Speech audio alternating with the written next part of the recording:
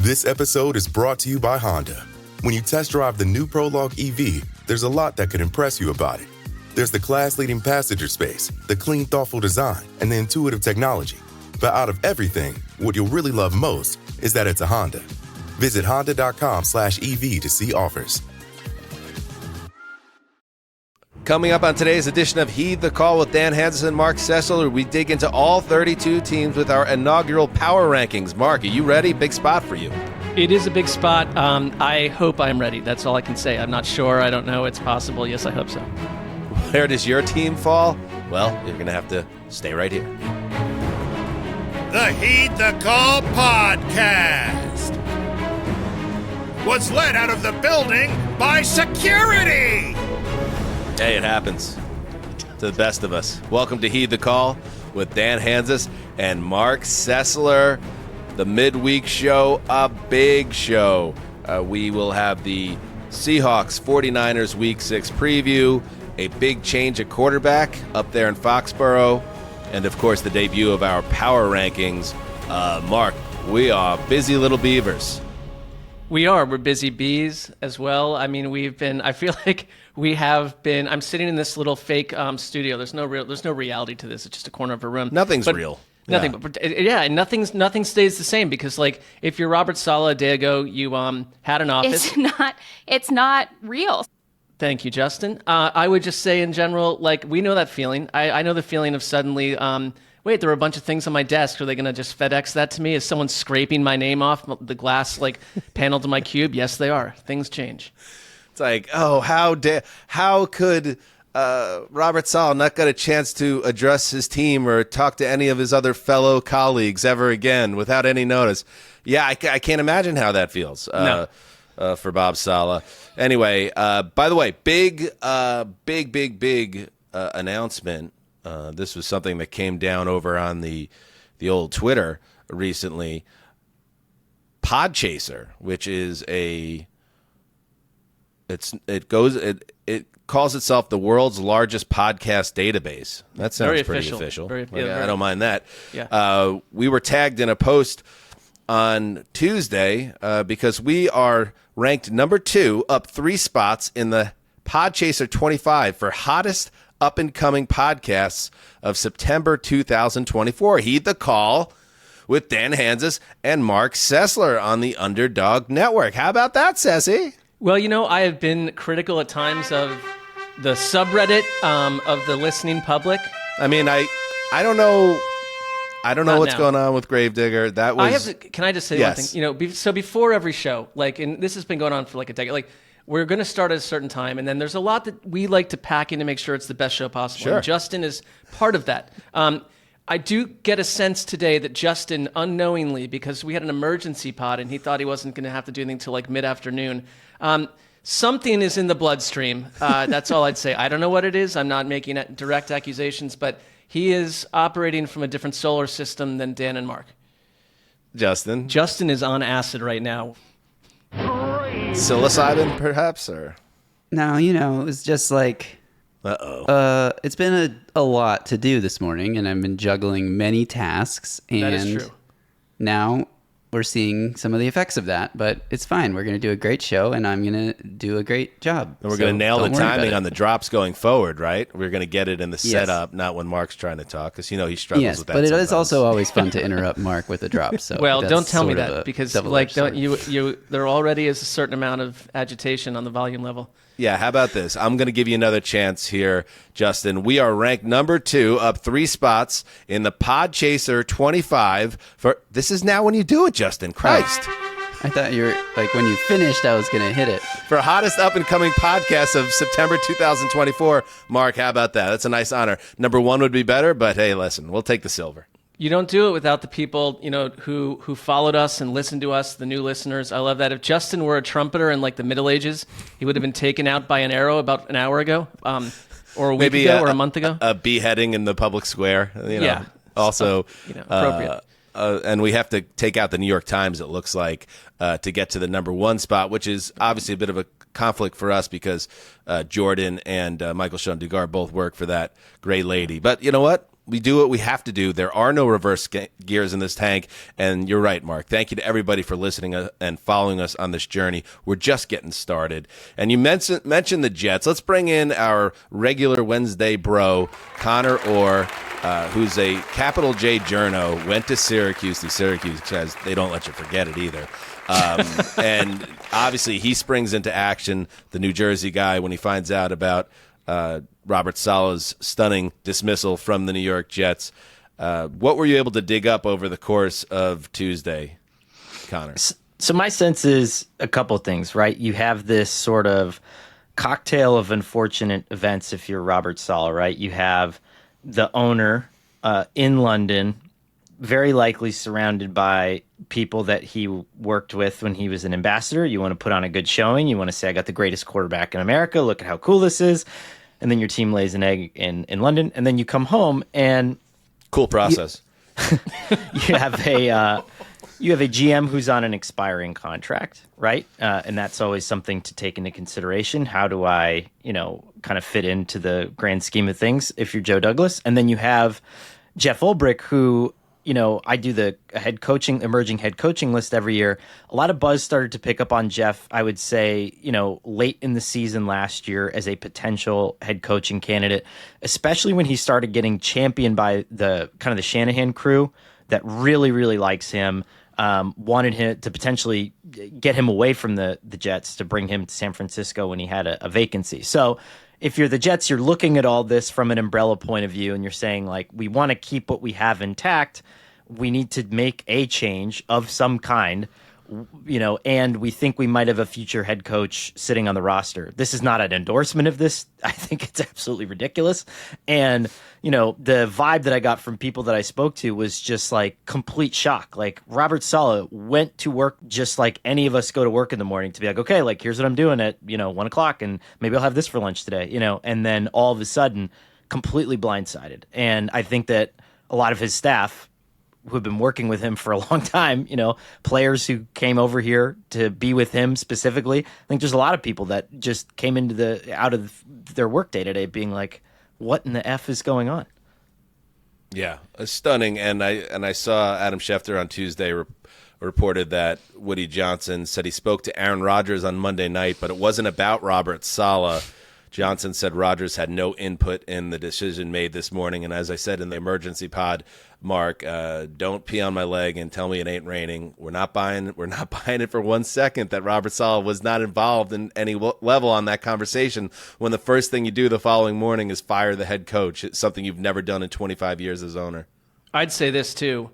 Hey, Woody Johnson, you had your chance to weigh in on where you were with Robert Saleh during the offseason, and we know that wasn't accurate. So don't try to dog and pony show me at this point. I would ask one quick question, Conor, because this happens all the time now, and it's like Jeff Ulbrich and Robert Saleh, very tight, right? Like he hires him, they bring it in, and your friend gets fired, and you have to go take his job, and it's like, what's the psychological wreckage for that? And like, I know that you got to just keep going. That's what these guys do, but the assumption that like he just wants to go do this, it's like he has to and he's going to go do it because he cares about his players. But you just lost like one of your war buddies, right? I hate that. It's interesting. Like even the Nathaniel Hackett tie-in, which is interesting, is he used to be the head coach in Denver, and Ejiro Evero was the defensive coordinator there, and they were like, well, why? And they were they're best friends. They went back years and years and years. And, Sean Payton takes over and, Nathaniel Hackett gets railroaded and they're like, oh, you want to come and stay? And it's like, no, I don't want to, I don't want to be here with you guys, So I think that there is certainly an element to that. And I will say this too, you are a game out of first place and that opponent is coming to your building on Monday. And wouldn't you want to be the most prepared as humanly possible going into this matchup?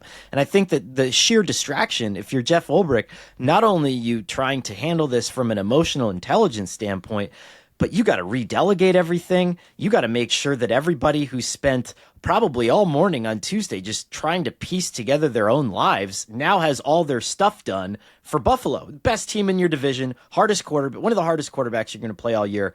Like, my God, what are we doing here? Yeah. Thank you, Woody. I'll add one more thing that the other reporting out there was that before the decision was made to dismiss the head coach, reportedly Robert Saleh was giving serious thought to moving on from Nathaniel Hackett as the offensive coordinator. So before he can do that, he gets whacked and sent out of the building, security in tow. Tell me that Aaron Rodgers and Woody Johnson did not have a conversation the night before it all went down. I ain't buying it. I just think if you're the Jets, how do you not, like, on one hand, the Jets think they're being trendy. And I know this is going to sound crazy, but hear me out. They think they're being trendy because Ulbrich fits into that D'Amico Ryans, Dan Campbell camp where it's like this former player with a lot of gravitas and respect, and he'll be able to turn things around. But you're also doing almost exactly what the Browns are doing with Deshaun Watson, which is tying yourself at the ankle with a quarterback who is declining in terms of, skills, doesn't have much left to offer you, but you are absolutely in the tank for this human, and you're just being dragged for a joyride at this point. Fun stuff. Great stuff. That's my favorite team, everybody. Pivot. The Jets are going to be in this conversation as well, but there's 31 Not at the beginning teams. of it. Yeah, exactly. But there will be 31 other teams discussed here as well, because we have decided to launch and make this the inaugural edition of the Heed the Call Power Rankings. Oh, my goodness. Oh, my God. And you may or may not know that for 3 years, I was on the Power Rankings beat for NFL.com. Dan hands us Power Rankings today. Thank you, Paul Rudd. And now it is time to get back in the game, but I'm not doing it alone. This is going to be a group effort. So we put together our own list of 32. What is it? The mean? Is it the mean? The average? Is it the same? The mode? Oh, in terms of like we averaged out our rankings. If it means mean, then you're beyond me. I know that's a math term. Yes, Justin. Yes. Mean and average are the same. Yes, it is the mean. It is the average. It is not the mode. Well, the mode would be the wrong. most, so that would not be correct. So just the mean. I don't even think that's right. I don't know about that.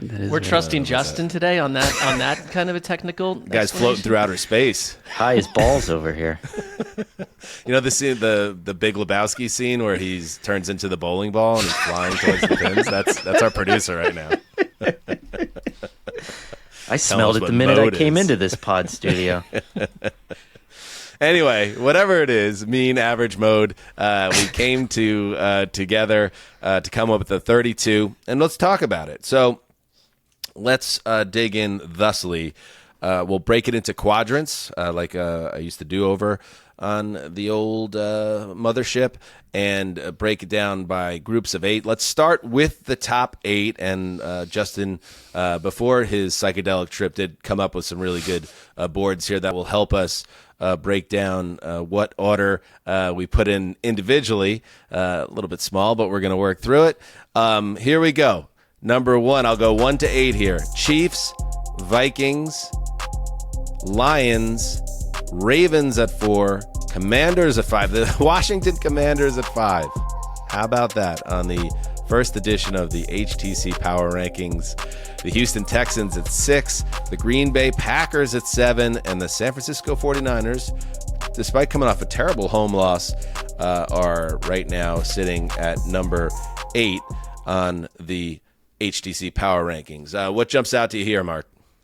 Well, I think we can kind of all look at the top 4, and we basically all sort of agreed on that. Connor was a little lower on the Ravens, but the Commanders, there's some variance there. Well, you were a little lower significantly on the Lions. You have them but out to of me, the top 4.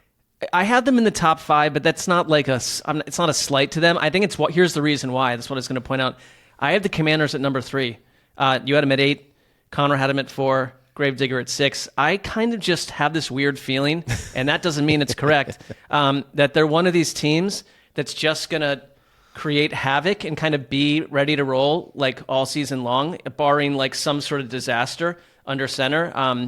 I just feel that way, and so I'm trying to predict like where things are going a little bit. Well, it's where they are, and it's how I feel about them right now. Maybe I should step in, me as the veteran of the power rankings. I think they're number 3 right now. You can lean on your big bro here, in the power rankings game. Dan Hanzus power rankings today. Can I say one thing about the Paul Rudd thing? Do you want to Yes. know why he loves your power rankings during your 3-year reign? Yes. It's because he's like a diehard Chiefs fan, and the Chiefs are probably always sitting at like number 1. Like if had he been a Commanders fan back then, you're not getting a shout out. You'd be annoyed where you placed you this hitting team. out. No, listen, but I'm just saying, isn't just that because logical? there's no Avenger, speaking your name on national television on a regular basis doesn't mean you have to take it out on me. Regular basis. That's true. It was multiple times on multiple shows. Rudd called me out, and listen. All I'm saying is an important facet of any power rankings is not projecting that I'm going to be right about this, and since I think the Commanders could be number 1 right now, I'm going to put them higher than I actually would put them. It's where we are right now, where things stand. And do you think that the Washington Commanders are the 3rd best team in football right now? I know their offense is explosive, Marc Sessler, and it's not like I hate the Commanders because I had them at 8 on my list, but I also want to pump the brakes just a little bit because their defense is crummy, and I need to see more than just explosive offense before I say this is like a Super Bowl contender. I get you. I think when I say project, it's because the teams above them, they haven't played yet. So I have to project that I believe today they can beat them, and I do. They have scored 38, 42, and 34 points in a row. They wiped out the Bengals. With 38 points, they blew away the Cardinals. I'm just saying there's something sort of unstoppable about them right now, and if they can keep that up, I think they can beat some of these teams. I think they could beat the Vikings. They can beat some of these teams above them. That's just my feeling. It's not of course they can beat any of the teams above them, but I think, listen, let's see. But it's just amazing that they're even in this conversation. Number 5, it is Connor. surreal. It is. Connor, what's a team in this grouping of 8 that jumps out to you? I'm much higher, and it's weird too, right? I'm much higher on the Packers than I'm noticing anybody else, but I'm running out of time for them to dazzle me in the way that I've expected to be dazzled. It's like this thing where they play, and if you were to just hear from a Packers fan how the season is going so far, you would be like, oh my God, this is the best team in the NFL, but they're kind of just middle of the road record wise, and so I'm a little bit fearful of that. I had them at 3. Not to say anything, Dan, but I'm the Sports Illustrated power rankings guy. Just listen, and I respect it. Power rankings respects power rankings. Also, Yep. Mark is here, so it's just like one of those things. Okay, we're back in this situation. So I had started the season with the Packers at 3. And now I'm just watching them slowly kind of dovetail down, and I'm wondering if I missed my shot on this team, if I'm not quite hitting it, Sess, you got them out of the top 10 entirely on your personal rankings. Number 7 for us as a group. You had them at 11 on yours. Well, when you're doing this exercise, Oh no, it's not that you're. Be strong. Sess. I kind of go with just my gut, and then I look at it later. I'm like, really? But 11, I think that's kind of fair because I think they can be. No, you know what? I think they can be better than they are right now because I was much higher on them, and the idea of what they could coach their way out of anything with what they did with Malik Willis. Then it's like the last couple of weeks, it's like, who is Jordan Love? You're great, and then you do some weird stuff, and I'm kind of a little shaken. So I bumped them down just a little. Bring me back. Let me roll in here and I'll sit at the foot of your bed while you're tucked in at night and staring at the ceiling, racked with nerves, as your big brother in power rankings. Never project weakness.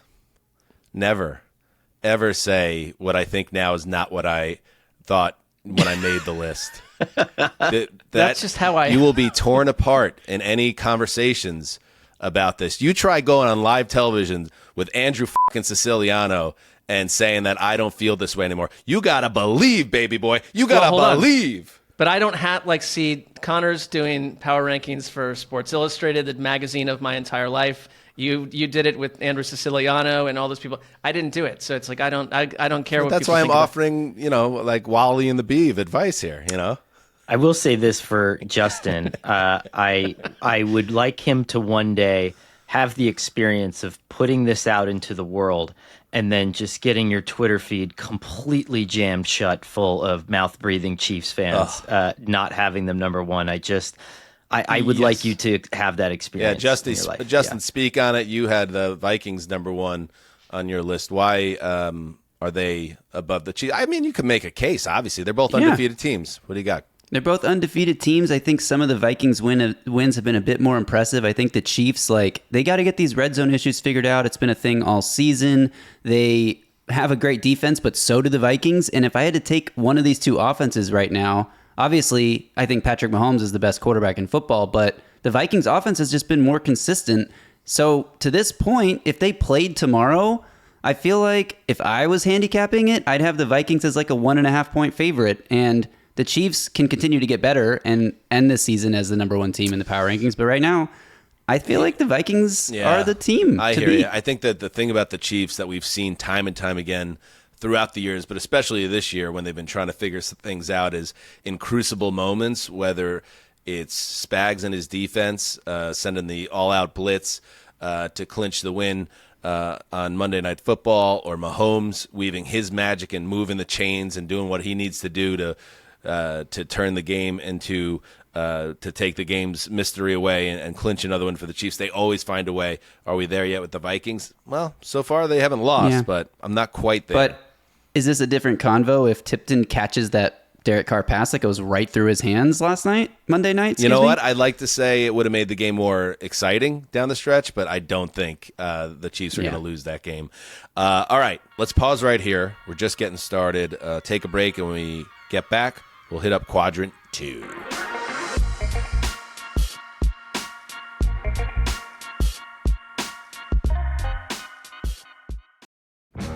Dan, I've asked you this before, but wouldn't you think the average American spends about $62 each month on subscriptions? That sounds about right? Yeah, definitely. That sounds exactly right. No, the real number is closer to $300. That means that even if just a couple of subscriptions fall off your radar, these recurring payments you don't even know about, they can really add up. This happened to me. I totally forgot I subscribed to Home and Garden, Dan, but thanks to Rocket Money, I'm no longer losing money because of subscriptions I forgot about. Rocket Money is a personal finance app that helps you find and cancel your unwanted subscriptions, monitors your spending, and helps lower your bills so you can grow your savings. With Rocket Money, you can see all of your subscriptions in one place and know exactly where your money is going. For any you don't want anymore, Rocket Money can help you cancel them with a few taps. Rocket Money will even try to negotiate lower bills for you, sometimes by up to 20%. They automatically scan your bills to find opportunities to save. Then you can ask them to negotiate for you.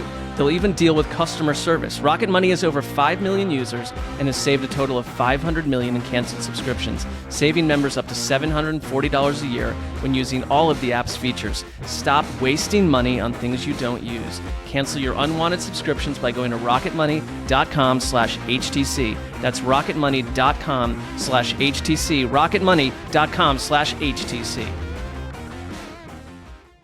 October is here, or as we call it on Underdog, Boostober. That's right, every single day Underdog is dropping a different promo all month long. Check your app on a daily basis because trust me, you do not want to miss out on these specials. If you haven't started playing on Underdog yet, Boostober is the perfect month to get started. Just download the Underdog app or head to the website underdogfantasy.com, sign up with the promo HTC, that's our show, and Underdog will give you a free pick to use on your first cash pick'em entry, plus up to $1,000 in bonus cash when you deposit. That's Underdog Fantasy, promo code HTC to claim your new customer special or a free pick for our American customers only.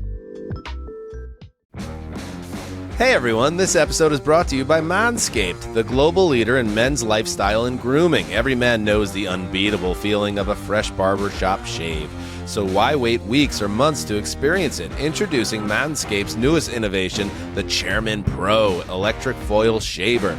The game-changing tool that brings the luxury of a professional shave right into your home, whether you're after that daily silky smooth finish or prefer to maintain a rugged 5 o'clock shadow, the George Michael.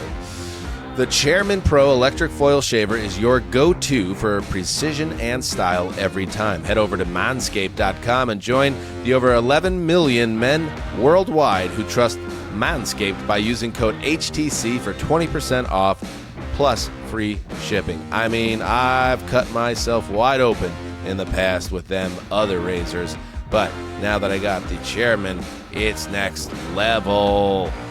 Yeah, it's like those were tools for cavemen. You're operating in a modern culture, and you've got the right equipment now, Dan. Yeah, man. Welcome to the 21st century, am I right? The Chairman Pro is waterproof. Yeah, you could use it right in the shower. The Chairman Pro isn't just for daily shaves either. It's powerful enough to tackle up to 5-day growth, making it perfect whether you're shaving every day or just tidying up after a few days. And with up to 75 minutes of runtime on a single charge, you could take your time getting the perfect shave. Yeah, I mean, you could just sit in your bathroom for 75 straight minutes shaving. I mean, it's the dream. Get the Chairman Pro today and experience a shave that is as smooth as you deserve. Get 20% off plus free shipping with the code HTC at manscaped.com. That's 20% off plus free shipping with the code HTC at manscaped.com.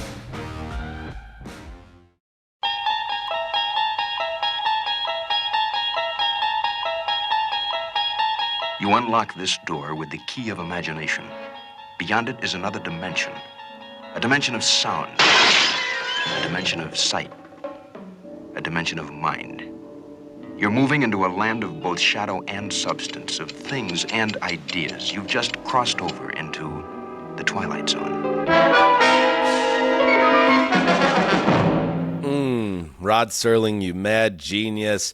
Yes, the Twilight Zone. You will find that in Quadrant 2, boys, as we hit the HTC Power Rankings, the first edition, Quadrant 2, 9 through 16. And in Bills. Justin's apartment, you'll find it, just by the way, from what I'm understanding. But continue. Today, at least. 9, the Buffalo Bills. 10, the Tampa Bay Buccaneers. 11, the Atlanta Falcons. 12, the Dallas Cowboys. 13, the Seattle Seahawks. 14, the Cincinnati Bengals. 15, the Pittsburgh Steelers. And 16, the Philadelphia Eagles. The Twilight Zone on the power rankings for me was always the 13 spot, because that was the team that I just could not figure out. And after I would just debate it one way and another and look at the team from every angle, if I still couldn't figure them out, I'll just throw them in the 13 spot and forget about it. It was the Twilight Zone. The aggregate of it, or the mean, or the average, or the mode for us came to the Seahawks in that spot. I'm curious who you guys had in the 13 spot. Connor? I had the Cowboys, which I'm finding. Did I? Yes, I had the Cowboys, and I think that's a good spot for the Cowboys. I think they had this sort of, I don't know. I think you would. They had this victory that I feel like is going to soon bring them out of the Twilight Zone. The moment that Dak Prescott jumped on that football, I thought, okay, everything has changed. The narrative has changed. He's won the sidelines. He's won his team through a great touchdown pass. I just need like a little bit more confirmation before I ship this team forward into the top 10. Who'd you have at 13, Mark? I know I'm right on the same party line, and I think that that's a perfect Twilight Zone team, because like I actually remember watching like reruns, by the way, not originals, of that show, like when you'd stay home from sick from school way back when, and like the narrative switches in those shows. Like you think you're going somewhere, then it completely changes. And that was the Cowboys on Sunday night. And so I'm with Connor on that. Yeah, they're a tough team to figure out. They fit the mold. I have the Denver Broncos in that spot, a team that I was really watching them on Sunday, thinking I could see how this team could be in the mix come the end of the regular season and be in the hunt for a playoff spot. But also, this is, we're 9 days removed from the rookie quarterback throwing for -7 yards and a half of a football game. So, there are different outcomes, and I haven't quite figured them out, but they've now piqued my interest in a way that I want to learn more about those Denver Broncos. But otherwise, in the second quadrant, Mark, what's something that jumped out to you? I would look at where we have the Bengals. I see that, Dan, you have them at 16. Connor has them down at 18, and Graver at 16. And I get it with the record. It's like, okay, the record is what they are. I had them at 9. And they came in at 14 for us. Overall. They came at 14. I had them at 9, and I brought them up. Sorry if that annoys you, but I just think despite their record, they could beat anyone. I think Joe Burrow is playing like an MVP on a team that's losing games. And so I kind of just feel like they are the 9th best team, but the record is, junk. I love I love this one for you, Mark, because maybe I came down hard on a couple things in Quadrant 1, but in Quadrant 2, Mark, it's the power rankings, not the power standings. And although the Cincinnati Bengals are 1-4, to me, can I put a 1-4 team in the top 10? I can't personally, but at the same time, I know everything you're saying makes sense. And when you have Joe Burrow as your quarterback, Connor, things can't be that bad, can they? They can't, but so you're kind of trying to track this over a period of time. And so over the last 3 weeks, they basically have the second worst defense in the NFL and like the third best offense in the NFL. And so to me, that sort of lands you at the halfway point. And I'm not always just averaging these out in terms of like EPA on one end or the other end, but I'm just trying to get a sense of like, okay, even if Joe Burrow plays like Joe Burrow, and we know that he's capable of, if there is no defense to back him up, there is no Bengals, right? And what is time, what is space, Twilight Zone. Can I counter that with one thing? If it were flipped and they had the second worst offense and like a awesome defense or whatever, I'd have them a lot lower. Also fair. At number 16 at the bottom of this quadrant, it's the Philadelphia Eagles, and I'm largely responsible for that. Eagles fans are stunned. I had them personally at 21. Mark and Justin had them at 15. Connor, you had them all the way up at 12. So you and I were very different on this.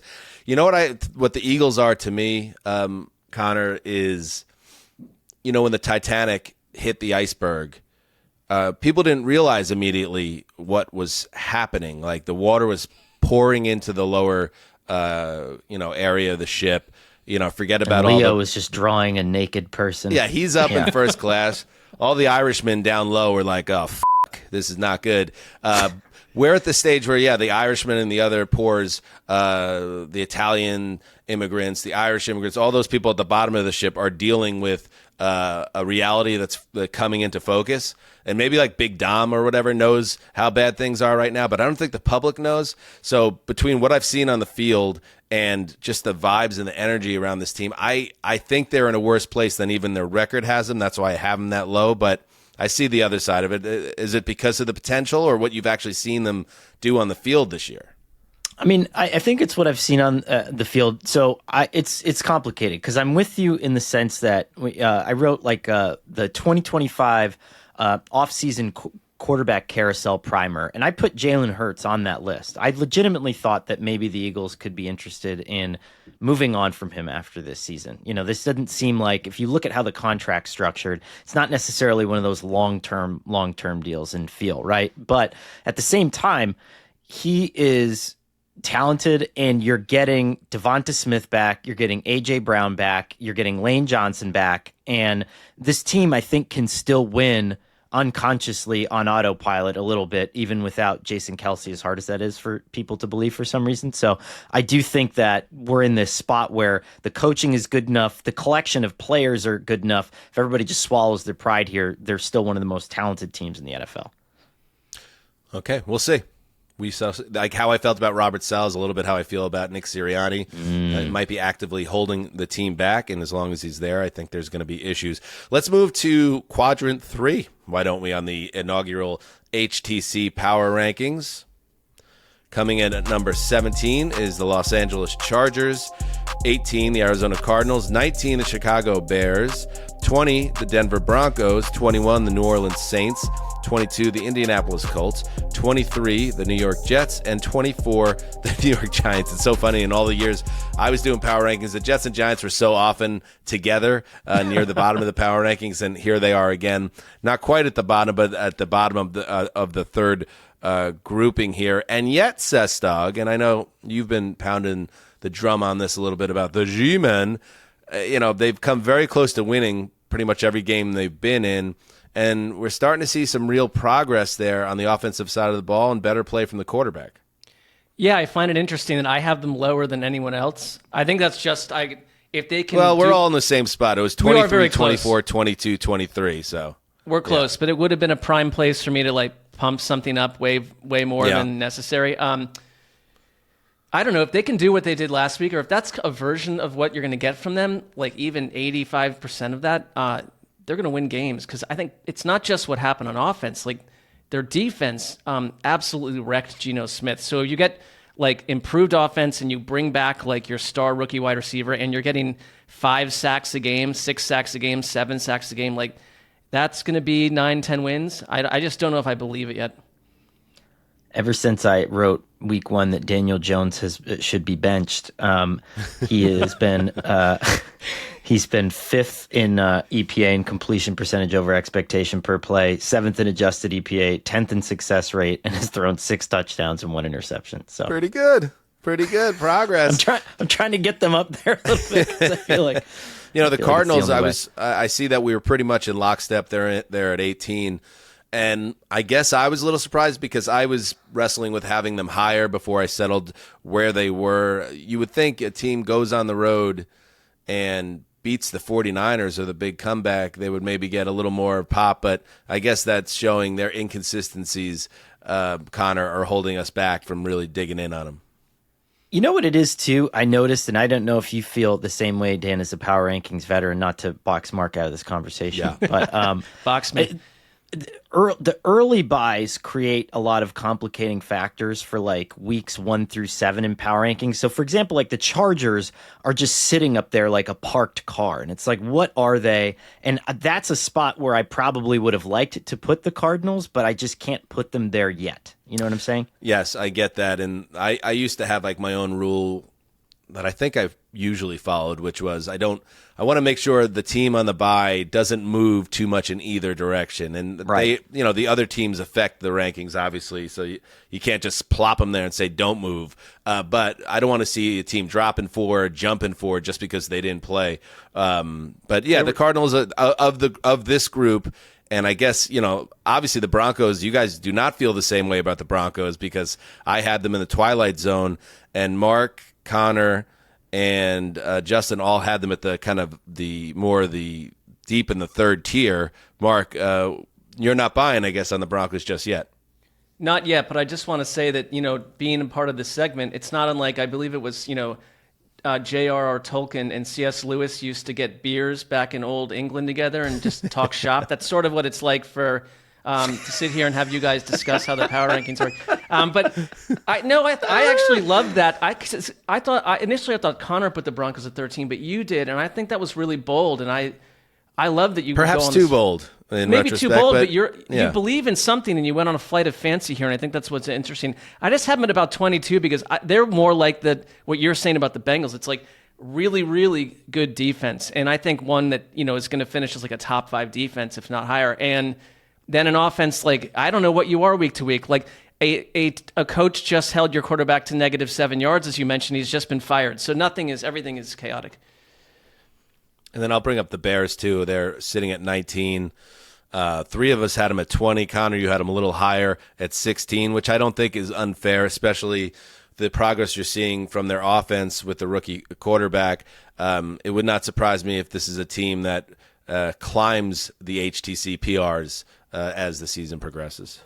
You want to get a little bit ahead of the curve, right? Because, I always felt like you wanted to move them up like 2 or 3 spots as they were rounding the turn and building speed. And that's kind of how I saw Chicago here. Caleb Williams, by far his best game. It always helps when you play the Carolina Panthers. Everyone knows that. But it's also one of those things that you build on stylistically. And I think the underrated part of this was Shane Waldron is finally in a groove as a play caller. And I do think that that's going to have a major impact on the rest of their season going forward. All right, let's pivot. Tier 4, the final tier of the power rankings. They look like this: 25, the Los Angeles Rams; 26, the Jacksonville Jaguars; 27, the Tennessee Titans; 28, the Miami Dolphins; 29, the Cleveland Browns; 30, the Las Vegas Raiders; 31, the New England Patriots; and 32, the Carolina Panthers. Okay, where do we want to start here? Why don't we start with the number 31 team here, because there is news on the New England Patriots. This came down on Tuesday that rookie Drake Maye is taking over as the starting quarterback. The 3rd overall pick in the 2024 draft replaces Jacoby Brissett, the 9-year veteran, as the Patriots, riding a 4-game losing streak, prepare to host the Texans on Sunday. I was talking about this on the show on Sunday when we did the Dolphins-Pats game. I was like, what at this point, what are we doing? Like, now I'll kind of talk out of both sides of my mouth. I was saying we should just pull the trigger. Mark, the other side of this, of course, is one of the reasons why the Patriots ostensibly were holding off on this is they wanted to make sure they put Drake Maye in a positive situation and make sure the offensive line could protect him. I don't know if either of those things are the case right now, and yet here they go. Well, I mean, this group doesn't think that's the case because we've almost unanimously put them down in the bottom three here. And so there's that. Doesn't it feel like as long as Brissett was playing and given all the other issues they have, they were just a complete afterthought in the league? I mean, yeah. Well, it's their time to be that, and that's humility. But I would say this: like, there is another world where a quarterback comes in. We've seen it in Washington. Like, what if Drake Maye is? They said he's looked really good in practice and the better quarterback of the two. And like, what if he comes in and is a change agent and we find out like 4 weeks from now that the Patriots are fun to watch because of him? So that's what you're hoping for. Reality suggests that happens like on a 20-sided like Dungeons and Dragons dice. Like you got to hit 19. You hit 19 right. or there's going to be some problems. I just don't. I mean, we're starting to get such a large body of evidence that sitting these guys until the rest of the team is built and until everything else makes sense has an undeniably positive impact. And if you were going to put Drake Maye in like a spot of desperation in order to keep everybody from getting upset at you or to keep the locker room intact or whatever it is to get people off your back, why wouldn't you have just done it from the beginning of the season then and got him the extra reps? I mean, this team got worse over the last 5 weeks. They are in an undeniably not as good place to support him in any way. And so, I don't know. I just think it's dangerous. I think it's dumb. And, now you're kind of tipping the needle back towards what's happened to Bryce Young instead of what happened to, some of these other guys, Jordan Love, who have had success. That's fair. All right, let's look elsewhere on this 32. So the Rams, they're an interesting spot. We're all pretty much in lockstep. In fact, me, Connor, and Mark all had them at 25, and that's where they come in. And I think they're a team, if I had to pick a team that will jump and will get on the right side of the top half of the league, this would be my pick. I think a lot of their issues are largely health-related with Kupp and Nakua headlining that, the offensive line issues, obviously, with health. There's been some real bright spots on the defensive side of the ball, Connor, for this team. So I think they have a chance to do what they did last year, which is get hot. They just need to get some help from the football gods. Also, look at this schedule coming up. You have your bye week. You have a chance to get a little bit healthier. Then you have the Raiders, a Minnesota game that's daunting. But if you remember, Sean McVay was Kevin O'Connell's boss. He has a little bit more of an intimate knowledge there. And he did clip Kyle Shanahan earlier this year with an injured, banged up Rams team. Then you have Seattle, which is looking increasingly beatable. Then you have Miami. Then you have New England. And so this is a situation where, they could be in first place in the division by the time we get to Thanksgiving. Wouldn't that be saucy? Mark, anything here on this list that you see before we move on? Well, I think it's interesting where the Browns are just in general compared to what we thought might be the case based on how much talent they have. And to talk schedule, and typically you'd say, hey, a bunch of home games will be helpful. They go to Philadelphia, then they come home against the Bengals, who I'm high on, the Ravens, who we love, and the Chargers. They're home for those 3 games. I think this is a specific case where because of the cauldron of disenchantment, I think it's, we were on this case a couple weeks ago, but the city where you always had half the fan base telling you on Twitter, you got to stick with these guys no matter what. You're not a real fan. It's now everyone's turned, and I'm seeing other loyalists have completely turned. So 3 straight home games, if they stick with this plan and it looks like this is going to be one of the more chaotic, ugly home venues in the NFL that we've seen in a very long time. Cleveland going to Philadelphia, yeah. It does feel like we are reaching the point where Stefanski will have no other choice but to make the change. Or has no choice. I think that's the other part. We're just this feels senseless. And maybe a bad performance in Week 6 is what actually does him in. Yeah. I think it's gotten so bad, even from when we had that conversation 2 weeks ago. he has continued to spiral, Watson, and now you're getting those things that really do matter in terms of the life of a football season. Those visual moments, like that disconnect between Stefanski and Watson as he was coming off the field, where it starts to turn into kind of it takes on a life of its own. And I just could see it happening. I have a hunch it might even happen after week 6. Yes, Gravy. I just have a question for the power ranking veterans out there. Mm-hmm. Something that I sort of struggled with as I was putting my list together was whenever I came close to 2 teams, I'm trying to decide which spot they go in very recently after they played each other. Like, for example, Falcons-Bucks, we both had them near the top. Or in this case, Titans-Dolphins are right here together, or even Jags and Browns are right here together. Like, we just saw the Browns beat the Jags a few weeks ago. We just saw the Titans beat the Dolphins a couple weeks ago. How much does that influence when you're doing these rankings, Dan and Connor and Mark, I guess, if you want to answer? Like, do you put any stock, a little bit of stock, a lot of stock? How much does that weigh into your nice trenchant question. I'll stay out of it. I'll start on this one. This was another common troglodyte mention attack that I would get during my time doing the power rankings, where how could you have this team over that team when that team beat the other team, and you have them flipped, because that's only a part of it. Like, so for instance, I believe I have the Bucks ahead of the Falcons in my rankings.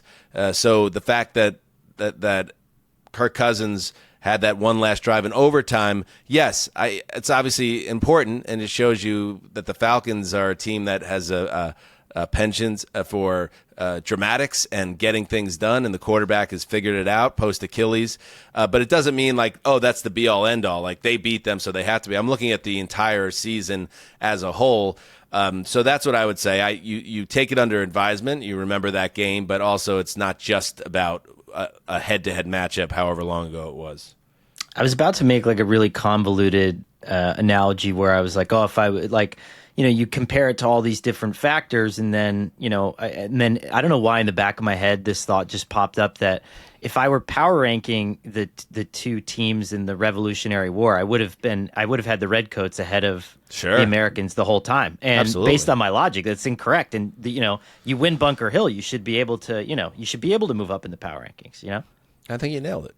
Yeah, I don't know, but so my sensible explanation. Oh, you had it. Sometimes you just, when you hit a home run, you just like rest on it. But go just ahead, walk away. You could try. When the sale is already made, the deal is closed. You don't got to keep selling. But keep going. All right, yeah, I'll cut off my mic. But like the Jaguars and Browns, for example, like, okay, one team has a ascending quarterback that had played the best game of the season, and then the other one has a sinking death anchor, and so those things do kind of factor in.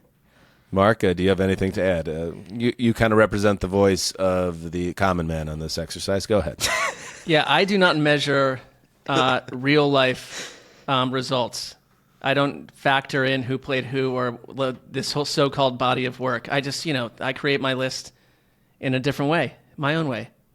Highly subversive, Mark, and we really see you as a dangerous force rising within the industry. Well, good. All right, let's take a quick break, and we'll be right back with the TNF preview.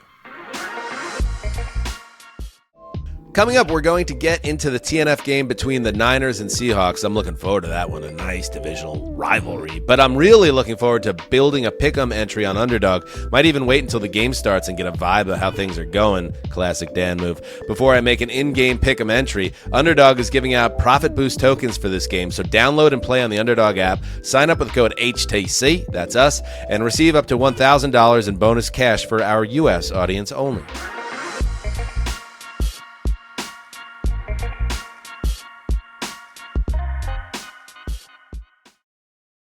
When you need mealtime inspiration, it's worth shopping Kroger for thousands of appetizing ingredients that inspire countless mouthwatering meals. And no matter what tasty choice you make, you'll enjoy our everyday low prices. Plus, extra ways to save, like digital coupons worth over $600 each week and up to $1 off per gallon at the pump with points. So you can get big flavors and big savings.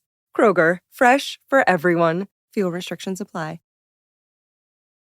This episode is brought to you by State Farm. You might say all kinds of stuff when things go wrong, but these are the words you really need to remember. Like a good neighbor, State Farm is there. They've got options to fit your unique insurance needs, meaning you can talk to your agent to choose the coverage you need, have coverage options to protect the things you value most, file a claim right on the State Farm mobile app, and even reach a real person when you need to talk to someone. Like a good neighbor, State Farm is there. All right, we're back. First power rankings in the books. Mark, what'd you think?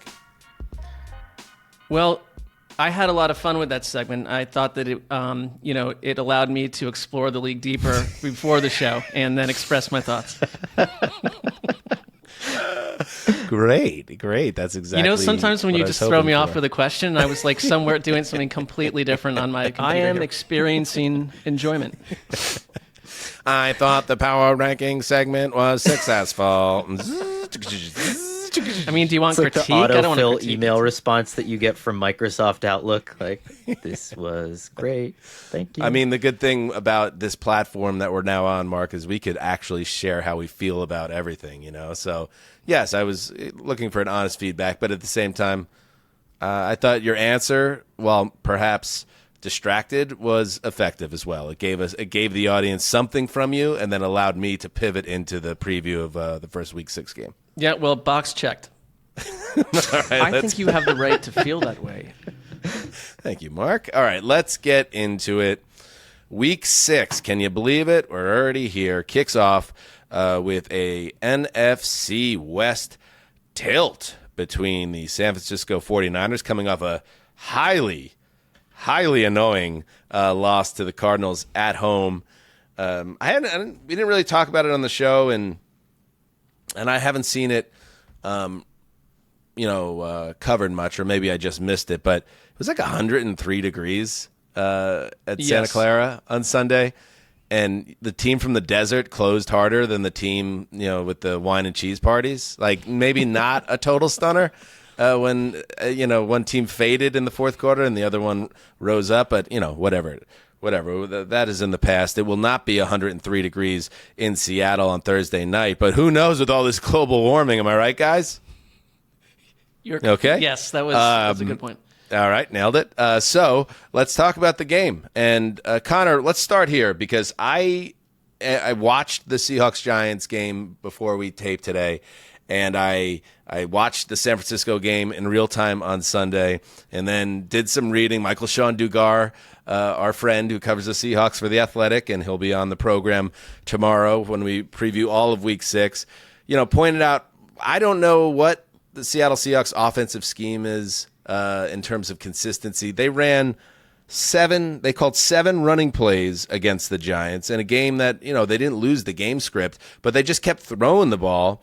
So now they get a Niners defense that has struggled to stop the run. And you've heard, in fact, do we have the sound, Justin? This is Mike McDonald talking about the importance of running the football for the Seattle Seahawks. We all know we need to run the ball more. I mean, everybody knows that. Our opponents know that. Our players in our locker room knows that. Grubb knows that. Our coaches do. I do. We have to create more situations where we can run it as well. And that's a team stat as well. So that's all 3 phases where we have to create those. So you put it all together, Connor, and it feels like this team's going to run the ball 30 times no matter what as they try to get back to their identity. Granted, the game script doesn't go crazy. Am I crazy?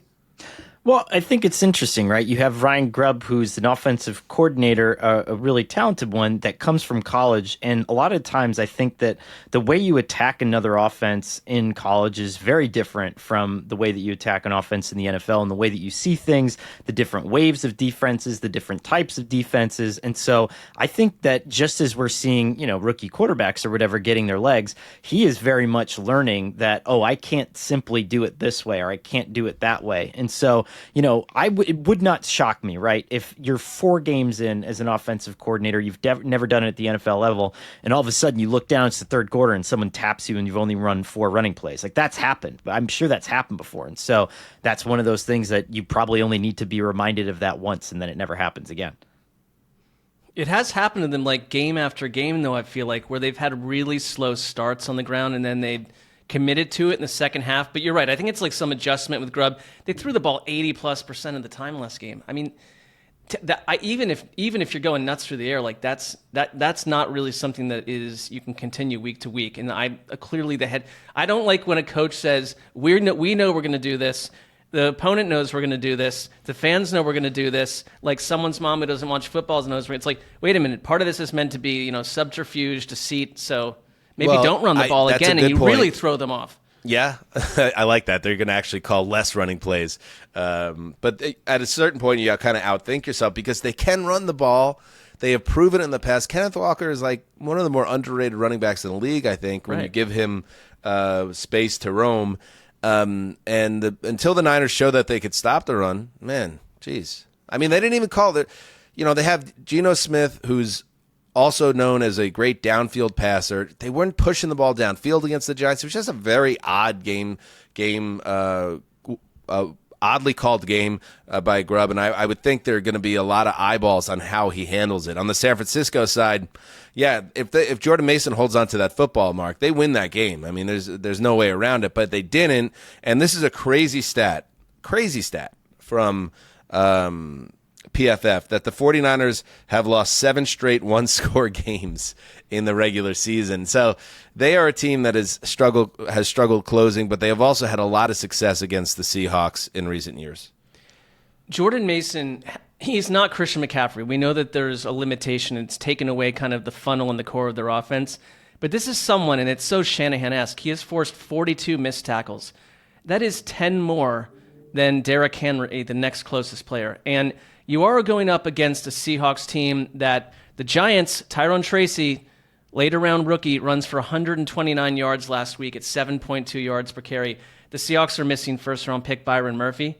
Uchenna Nwosu is out, potentially. Tariq Woolen, Boye Mafe, Derek Hall. Like, they're missing guys. And I know we talked with Mike DeGar, and he sort of said, listen, the other guys that come in behind them are dudes with experience. And it's not like just because those guys are gone, the defense is blown away. But those guys didn't play that well either. And I thought that they were really manhandled by the Giants. And I talked a lot about Daniel Jones in that game. But part of it was how they were manhandled on the ground. And so for me, I wonder if it's the kind of thing where, it's a short week. You've got a new coaching staff, and we've just talked about an offensive coordinator trying to figure things out on the fly, and it's hard to figure that out. And then you've got Shanahan and his guys who, when you go watch them on Thursday nights, they like to script those 14-play drives where they run the ball 13 of 14 times and maybe throw the ball once on second down, and it's suddenly 3 minutes left in the first quarter and the Seahawks are down 7-0. That would be the dream script for a Niners team that, by the way, they've gotten into, there is a crazy stat around them. They have gotten into the red zone they're second in red zone trips, 22, to just the Commanders, my number 3 team in the league. They are 30th in touchdown percentage when they get into the red zone. So that's a problem they need to fix. Indeed. Going back 1 second to the passing issue with Seahawks. So they track neutral passing situation rate on first down. So your win probability is between 20 and 80%. You're taking out the final 2 minutes of the drive when you know you have to throw.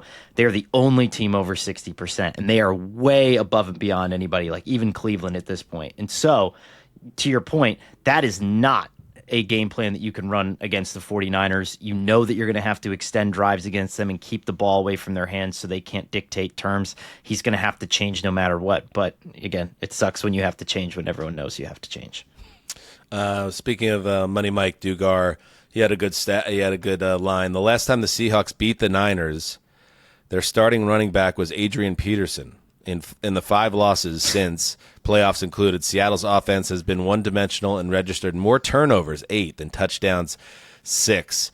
The Seahawks running backs have never combined for more than 76 yards. So it's time to buck some trends for Seattle. Obviously, Kyle Shanahan had Pete Carroll's number. Now let's see if things could change under Mike McDonald's watch. One last note, when you look at how does this game get decided? Seattle special teams rank 31st in expected points, which measures the impact of plays in that phase of the game. Only the Niners have lost more expected points on special teams. So maybe this is a game that gets decided, Mark, by a punt or a blocked field goal. Well, the Niners have a new kicker. They're going to have to bring in a new, they've got kicker issues, so not a kicker club night. And they lost their punter, because remember, he went into the kicker club and he got peshied.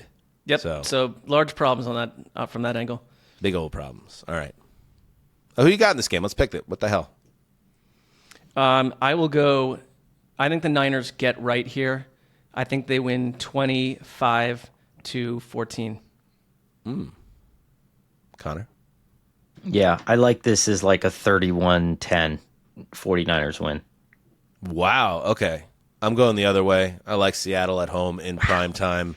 I do like the idea that they will run the ball, and if they run the ball with success, that will set up things like the play action, and the Seattle quarterback's having a nice season there, that Geno Smith, so maybe it opens up their downfield attack. I think they put the Niners into a deeper funk and throw the power rankings from HTC upside down with a 31-26 victory. All right. Let's see. Niners Somebody's would gonna be right. in utter chaos if that happens. That is a legit Super Bowl hangover mixed with a bunch of other drama. Mm-hmm. What other like psycho drugs that our producer may or may not be on at this very moment. How you doing, Justin? Cut to Justin, head down on the table. Just licking the wallpaper. Buddy? Justin? Oh, no. Oh, He's trying to talk, but the mic's not on. You muted yourself. He's talking into a shampoo bottle. Oh, Justin? God. Should I keep that or? Oh, yeah. I captured my audio. You guys just couldn't hear it, so now I'm wondering if I should just roll it as it was. Oh, sorry, bud. I am just over here trying to be a professional and not do any illicit substances during working hours. How are Justin, you guys? We love you. We're you do fine. tremendous work for Heed the Call. You know that. And you Thanks, can do, Dan. once we get this show out the door and to the people, you could do whatever you want, and you have my back. Or I have your back, just as you have mine, buddy. I appreciate that. Maybe I will. We'll see. All right, good. Listen, free country. I know what Sessler's getting up to in Hollywood after this show. The leaves are changing. That means Levi's coming out, and he's coming out of his coffin and going nuts. So, Sessler heading into a little bit of an off day. Look out. Well, that's your projection. That's not. I've got a lot of other to-dos and items to take care of. So, Connor, how does that sound? Does it sound potentially accurate on my part? I would say let's uncork the white wine and see where the wind takes us. All right. Thank you to everybody for following the show from the old place to the new place. As Podchaser illustrates, you guys are the best, and we truly appreciate it. Coming up on Thursday, of course, the full preview of Week 6. Until then, do what you must. Heed the call.